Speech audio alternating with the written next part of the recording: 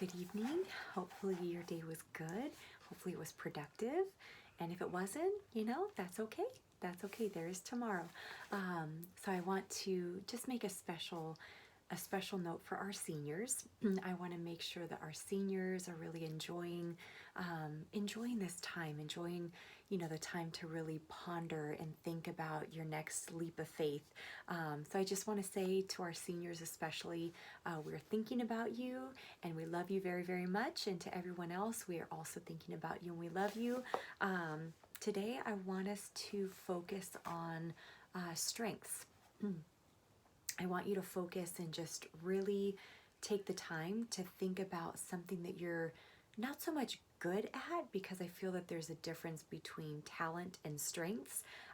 So really, really think about, what is a strength that I have that makes other people better? Just think about it. So we're gonna go ahead and just jump right in, because I've wasted way too much of your time just talking.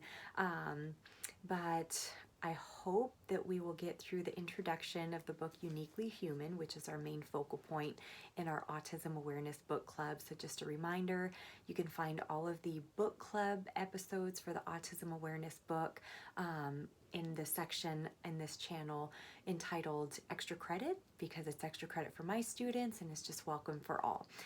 So again, The World According to Mr. Rogers. We're just going to read one thing about strength, just for you to really ponder and think about. Most of us, I believe, admire strength. It's something we tend to respect in others, desire for ourselves, and wish for our children. Sometimes, though, I wonder if we confuse strength with other words like aggression and even violence. Real strength is neither male nor female, but it is quite simply one of the finest characteristics that any human being can possess. So I just want to really allow us to think about strengths. I think you have so much to offer this world. And as we get into autism awareness, as we get into Uniquely Human, think about how you being authentic, the value of you embracing your authenticity, the value of you knowing your strengths. Think about the impact that it has on the world, because you are unique and we should celebrate that. So let's go ahead and dive in. We're still in the introduction, day 3, but that's okay. That's okay. Okay, so if anyone actually has the book already, we're on page 5, the top of page 5. This book is about what I have learned in 40 years of asking why. What I have come to understand by asking what it feels like to have autism. Concerned parents share the same kind of questions. Why does he rock his body? Why won't he stop talking about trains? Why does she repeat lines from movies over and over? Why does he obsessively adjust the mini blinds? Why is he terrified of butterflies? Why does he stare at the ceiling fan? Some professionals simply categorize these as autistic behaviors. Too often, the ultimate goal of professionals and parents is to reduce or eliminate these behaviors, to stop the spinning, stop the arm flapping, stop the repeating, without asking why. Here is what I have learned from my years in the field and from Ross Blackburn and others. There is no such thing as autistic behaviors. These are all human behaviors and human responses based on a person's experience. When I present workshops and seminars about autism, I often tell the audience that I have never seen a person with autism do something that I haven't seen a so-called normal person do. Of course, many people find this difficult to believe. So I make it a challenge. I ask the listeners, and I ask you, usually parents, teachers, and professionals, to name a behavior that is central to autism. And I predict that I have witnessed it in a typical person. Immediately, people in the audience raise their hands. How about repeating the same phrase over and over 1,000 times? Plenty of kids do that when they're asking for ice cream, for an ice cream cone, or how much longer will it take to drive in the car. Talking to yourself when no one's around. I do that in my car every day. Banging her head on the ground when she's frustrated. My neighbor's typical son did that when he was a toddler. Actually, we just talked about that yesterday, my little 1-year-old headbanger. It's going to get worse before it gets better. And I think we can say that about a lot of things. It's going to get worse before it gets better. But hope, remember we talked about hope yesterday. No, the day before. I'm pretty tired. Rocking, talking to yourself, jumping up and down, flapping your arms. Well, we all do those things. The difference, of course, is that you might not have seen it as persistently or as intensely or at an older age in a typical person. If we do engage in such behavior, we generally make sure we're not doing so in public. Ross Blackburn says people stare when she jumps up and down and flaps her arms. They're simply not accustomed to seeing an adult act with such abandon. She points out that it's common to see people on TV doing just as she does after they've won the lottery or a game show. The difference, she says, is that I get excited more easily than you do. Isn't that beautiful? We're all human, and all these are human behaviors. That's the paradigm shift this book will bring. Instead of classifying legitimate functional behavior as a sign of pathology, we'll examine it as a part of a range of strategies to cope, to adapt, to communicate, and deal with in a world that feels overwhelming and frightening. Some of the most popular autism therapies make it their sole aim to reduce or eliminate behaviors. I'll show how it's better to enhance abilities, teach skills, build coping strategies, and offer support that will help to prevent behavioral patterns of concern and naturally lead to more desirable behaviors. It's not helpful to dismiss what children do as, quote, autistic behavior or aberrant behavior or non-compliant behavior, a phrase used by many therapists. Instead of dismissing it, it's better to ask, what is motivating it? What's the purpose that it serves? Does it actually help the person, even though it looks different? I don't have simple answers, but I can offer ways that lend to a better understanding of children, teens, and adults with autism. The stories in Uniquely Human span my 4-decade career in many different settings and roles.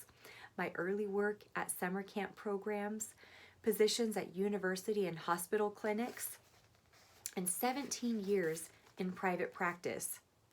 They also describe my experiences of consulting for more than 100 public school districts, for hospitals, private agencies, and families, from whom many years of traveling the world, leading training, workshops, and consulting. The weekend parent retreat I have facilitated for 2 decades has given me the opportunity to learn from parents and develop many deep and enduring friendships. Finally, through many conferences and workshops, I have met and presented with leaders of the autism self-advocacy movement, many of whom have become valued friends. This book offers a comprehensive approach based on my research and work with colleagues, my experience with families and professionals, and the insight shared by people on the autism or on the spectrum from whom I have learned so much. It's the book I wish I had been able to read for more than 4 decades ago, when I first lived with and cared for people with autism. Many professionals enter the autism field because of a personal connection, a child or relative with autism. I happened into it almost by accident. After my first year of college, I landed an unfulfilling summer job in a New York City print shop. My girlfriend was teaching music at a sleepaway camp for children and adults with disabilities. A couple of weeks into the summer, she phoned to tell me that there was an opening for a counselor. I applied, got the job, and literally overnight found myself at just 18 responsible for a cabin full of boys with a variety of developmental disabilities.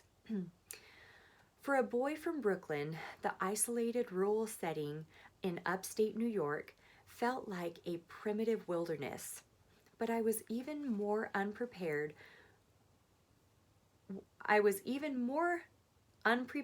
for the people I met.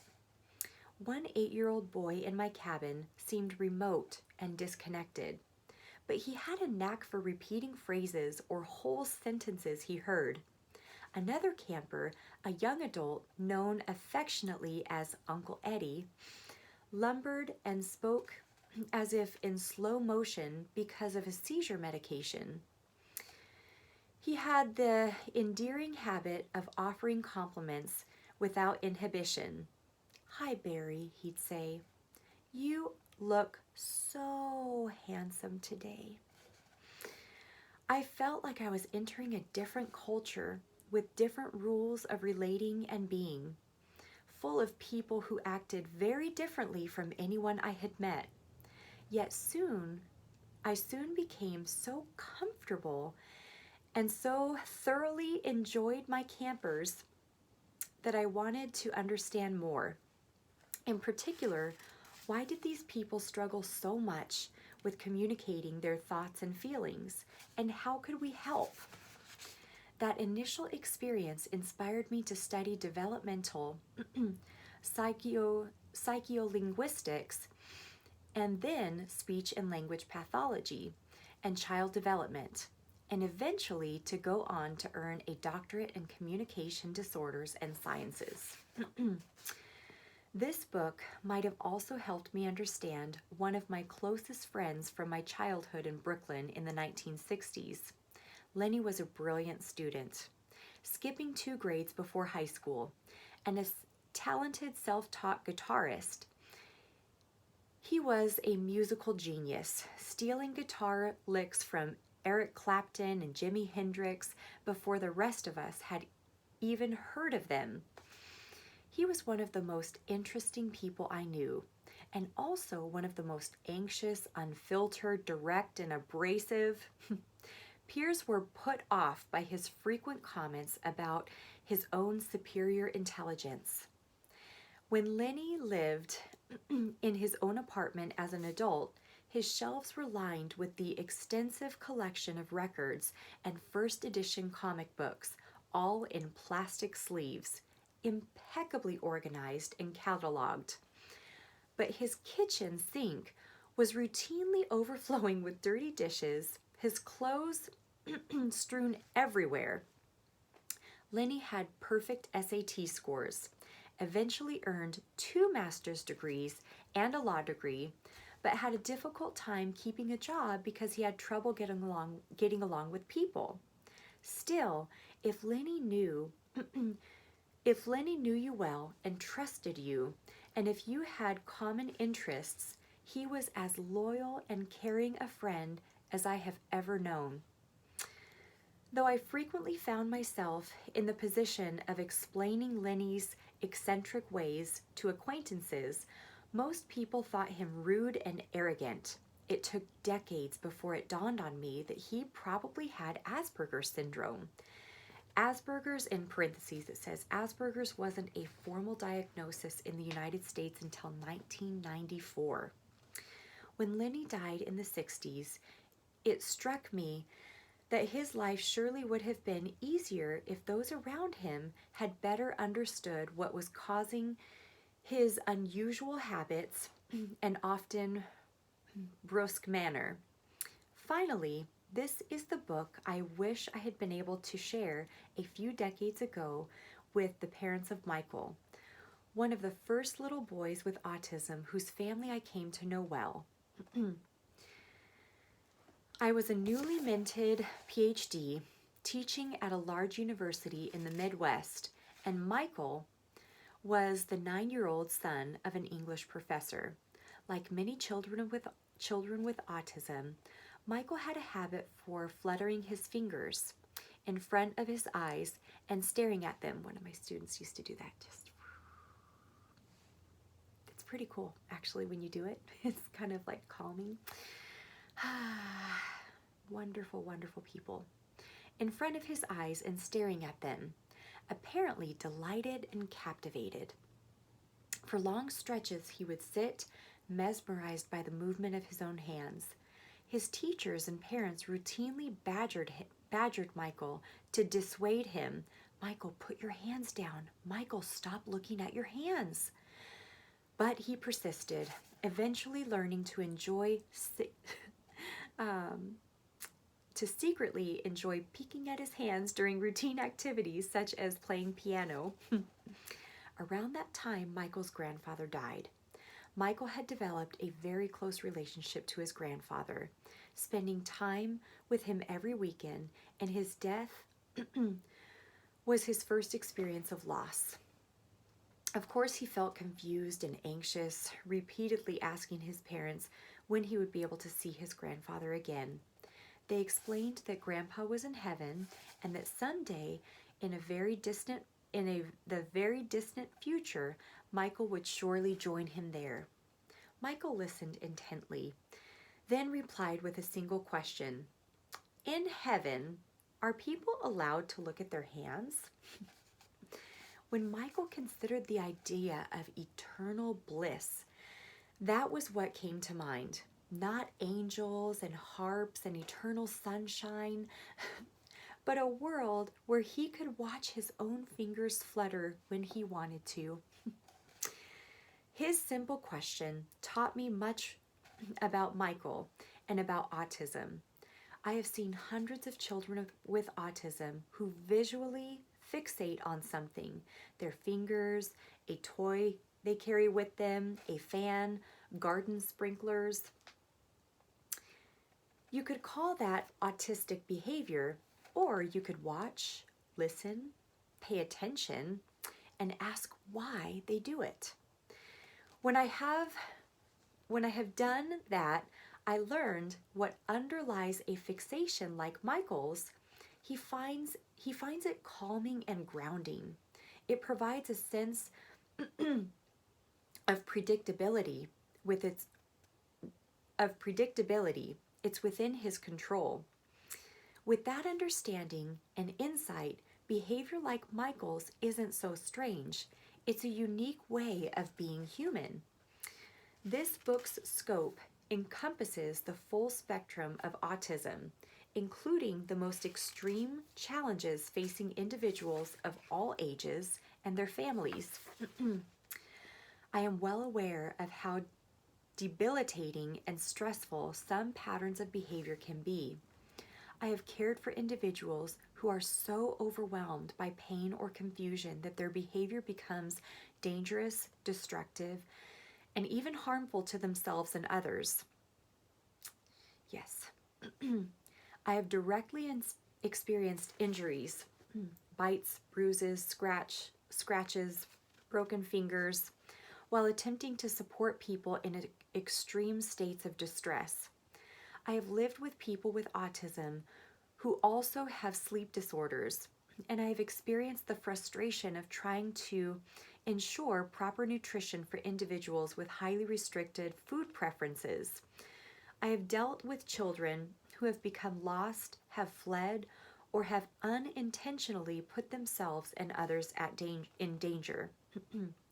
While I don't claim to have experienced the chronic level of stress and concern that a parent might, I know these concerns and fears intimately.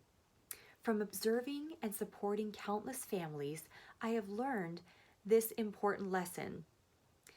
Even under extremely challenging circumstances, Our attitudes and perspective on people with autism and their behavior make a critical difference in their lives and in ours. This is the message I hope to share in this book.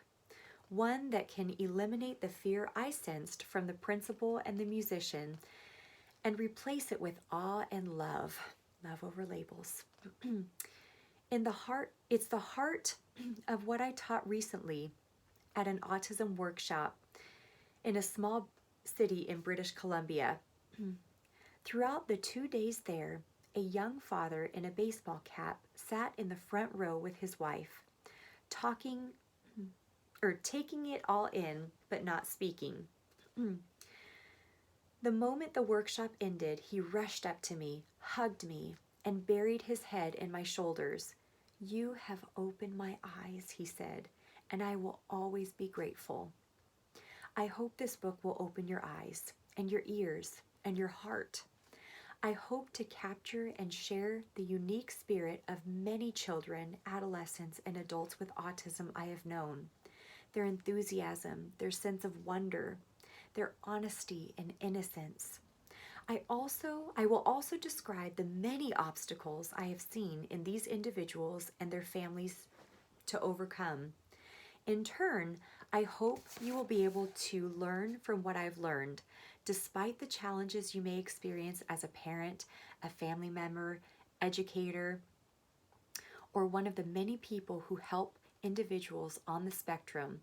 My hope is that understanding what it means to be uniquely human will make your experience with these distinctive people deeper, more awe-inspiring, and more joyful.